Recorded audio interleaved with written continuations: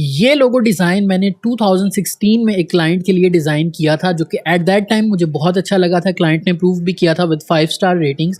लेकिन अभी इसके ऊपर मैंने जब अपना पोर्टफोलियो में रिवाइव कर रहा था, मैंने देखा तो मुझे कुछ खास अच्छा नहीं लगा और मुझे लगा इसमें काफ़ी ज़्यादा इम्प्रूवमेंट आ सकती है with all the knowledge. Logo design जो आज मैं रख रहा हूँ उसके साथ अगर मैं कंपेयर करूं तो मैं इसको बहुत ज़्यादा इंप्रूव कर सकता हूं। तो आज की इस वीडियो के अंदर ये मेरा प्रीवियस लोगो डिज़ाइन जो कि मैंने काफ़ी साल पहले डिज़ाइन किया था उसको हम इम्प्रूव करेंगे। तो without wasting any further time आइए स्टार्ट करते हैं।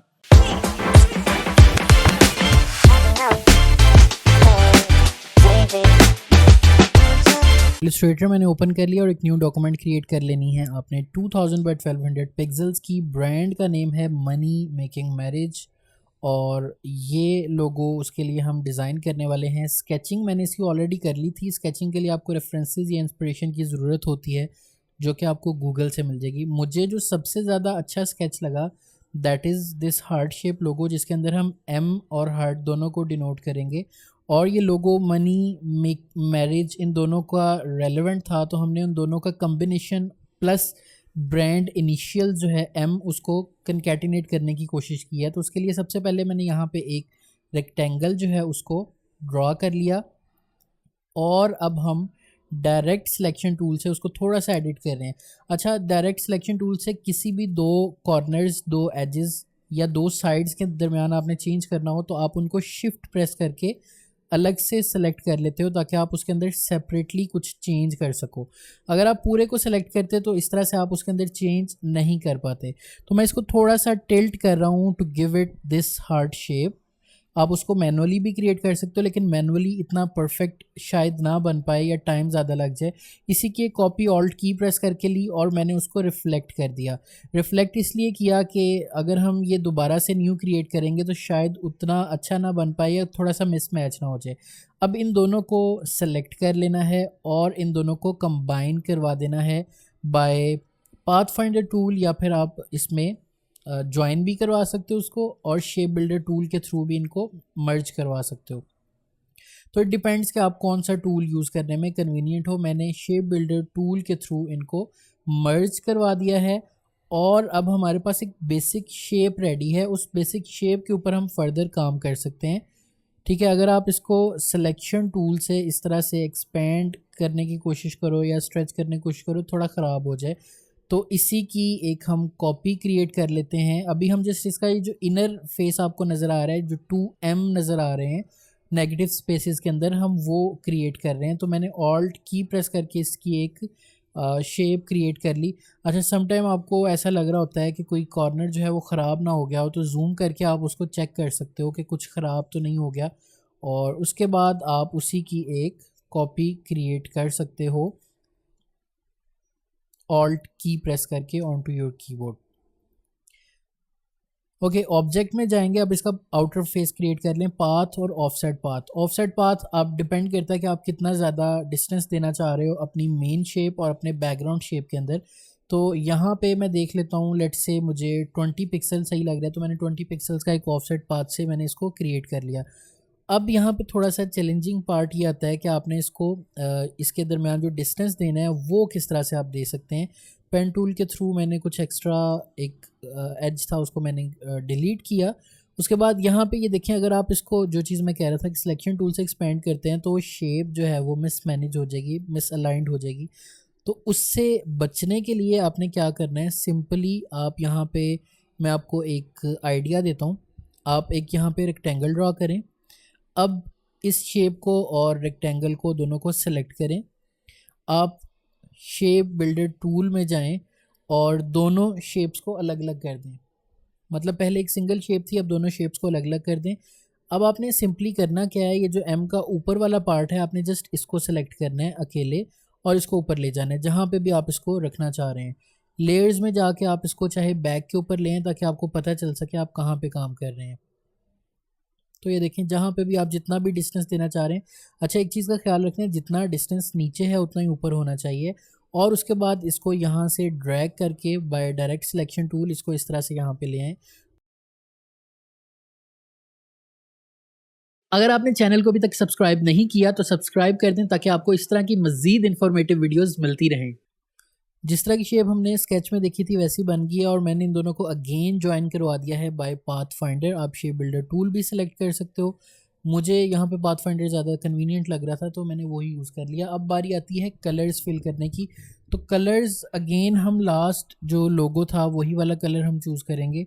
रेड कलर इसके अंदर यूज़ होगा फॉर हार्ट्स, और जो हमारा बैकग्राउंड है उसके लिए मैं थोड़ा सा ग्रेइश डल ब्लैक या थोड़ा सा डार्क ग्रे कलर यूज़ करूँगा।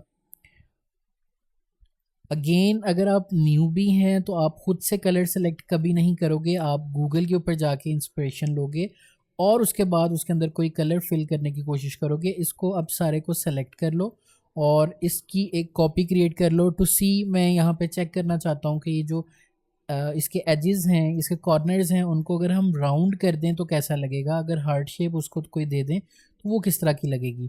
उससे पहले यहाँ पे मैंने एक रेक्टेंगल लिया, हम यहाँ पे शेडो इसके दरमियान दे के थोड़ा सा 3D फील देना चाह रहे हैं इसके अंदर। तो मैंने यहाँ पे एक रेक्टेंगल ड्रॉ किया और अब मैं इनको सेलेक्ट कर लूँगा बाय डायरेक्ट सिलेक्शन टूल और शेप्स को मैं अलग अलग कर दूंगा, इसलिए मैंने रेक्टेंगल ड्रॉ किया था। रेक्टेंगल हमेशा आपको ये वाला काम बहुत इजीली कर देता है।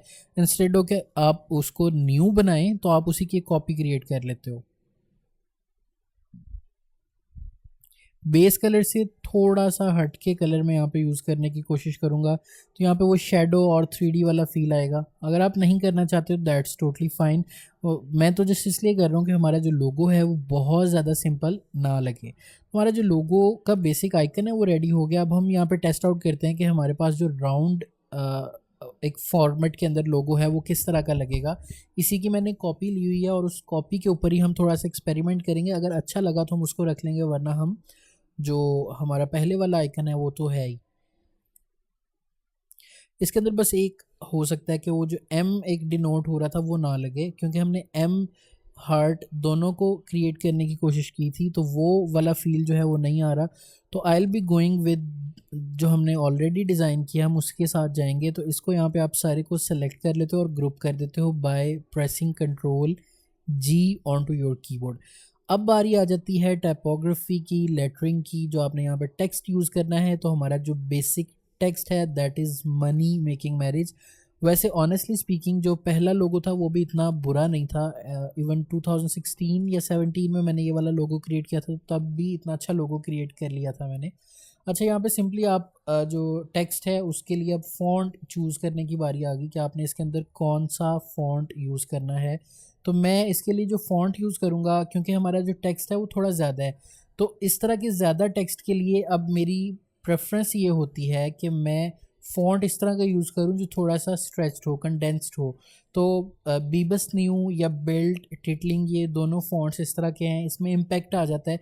इम्पैक्ट वाला जो फ़ॉन्ट था वो थोड़ा सा हैवी हो जाना था इस लोगो के लिए। लोगो डिज़ाइन के टाइटल के अंदर इम्पैक्ट फ़ॉन्ट थोड़ा सा हैवी हो जाता है। हाँ, आप यूट्यूब थंबनेल्स अगर क्रिएट कर रहे हो तो उसके अंदर अच्छा लगता है वो।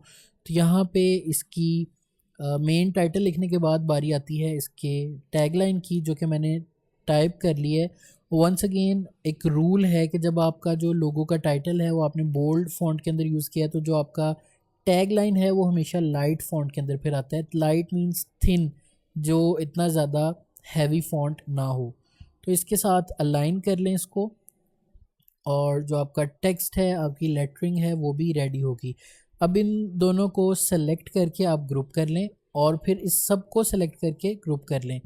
अब बारी आती है इसकी प्रेजेंटेशन की। तो डिपेंड करता है कि आप किस तरह की प्रेजेंटेशन बनाना चाह रहे हैं। मैं यहाँ पे इसको सिंपल रख रहा हूँ, मैं इसको बहुत ज़्यादा फैंसी नहीं करना चाह रहा। लेट्स सी कि अगर इसको हम हॉरिजॉन्टल फॉर्म में दिखाना चाह रहे हैं तो वो कैसा लगेगा, और मुझे ये भी बड़ा अच्छा लग रहा है। आज की इस वीडियो के अंदर हम लोगों ने देखा कि किस तरह से मैंने अपने प्रीवियस लोगो डिज़ाइन, जो कि मैंने काफ़ी साल पहले डिज़ाइन किया था, उसको हमने इम्प्रूव किया, उसको इन्हांस किया और उसको अब एक फर्दर न्यू लुक में हमने चेंज किया। तो अगर आपको कोई चीज़ नहीं समझ आई इस लोगो डिज़ाइन प्रोसेस के अंदर तो you can ask me in the comment section. Video पसंद आई तो दूसरों के साथ शेयर लाजमी कीजिएगा, चैनल को सब्सक्राइब भी कर दें।